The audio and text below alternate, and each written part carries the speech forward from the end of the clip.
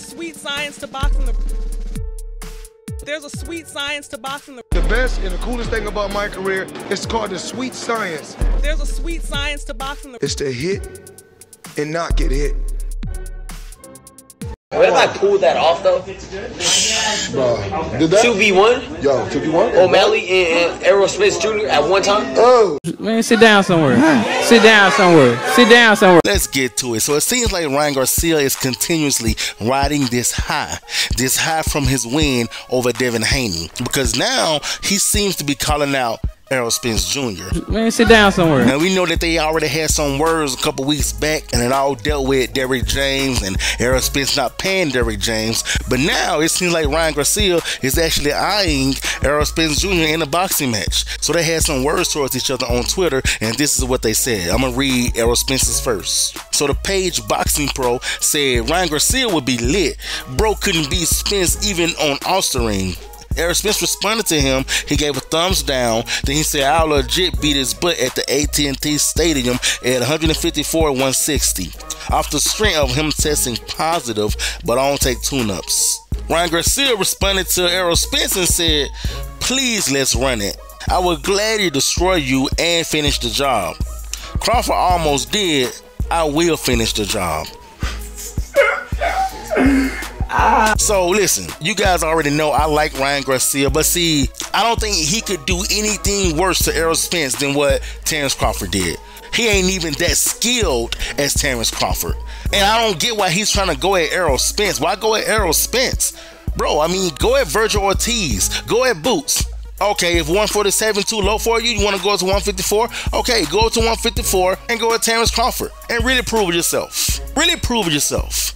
But I still got Errol Spence beating him as well. We gotta stop acting like that when he beat Devin Haney, that just made him the king of boxing. Devin Haney himself wasn't even the king of boxing.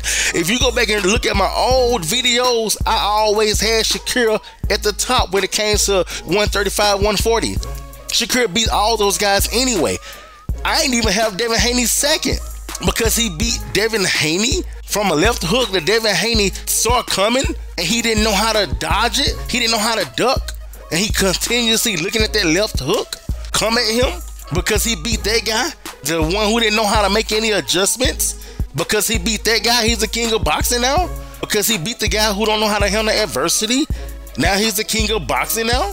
Listen, we always have known that Devin Haney, you saw what happened with George Leonardes, right? What did he do after George Leonardes rocked him? He grabbed and he held him for the remainder of the fight. He was hugging him, grabbing him for the remainder of the fight because he didn't know how to adjust. He don't know how to face adversity. Why do you think Lomachenko kept jabbing him? He got a problem with speed. He got a problem with adjustments. He got a problem with adversity. That's who Ryan Garcia beat. But we know that Terrence Crawford ain't got no problem with that. We know Boost don't. We know Virgil Ortiz don't. Guess what? Even though Errol Spence was beat by Terrence Crawford, even Errol Spence know how to face adversity.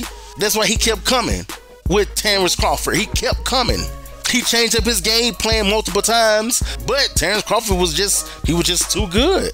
He also have been hurt. He know how to face adversity. I'm sorry to say this, but Ryan Garcia just faced somebody who just didn't know how to face adversity. He don't know how to make adjustments, it seemed like. Devin Haney is a great boxer. He just don't seem like he don't know how to make any adjustments. Did he make it through the fight? Yes, he made it through the fight. He survived, yes.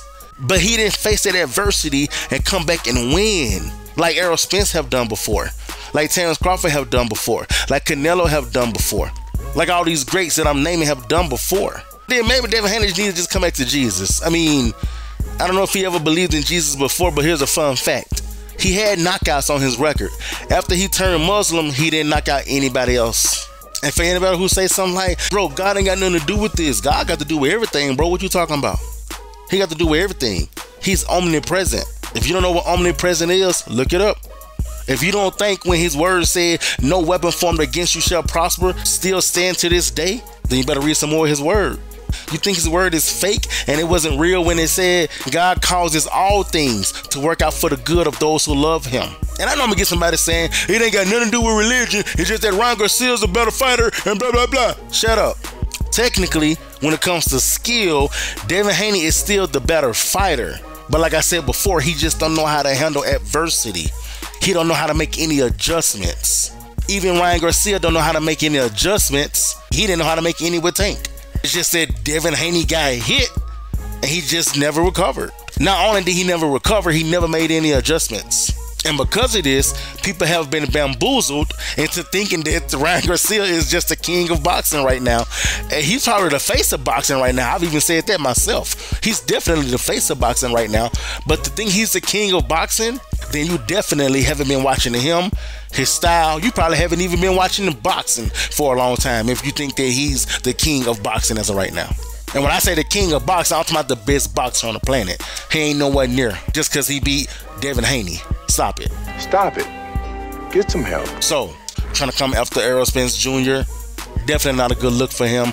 I think if he really want to prove himself, he should go to 147 and go after Boots Ennis, or go to 154 and go after Virgil Ortiz or Terrence Crawford. Not the guy who just came back, who been out for almost a year.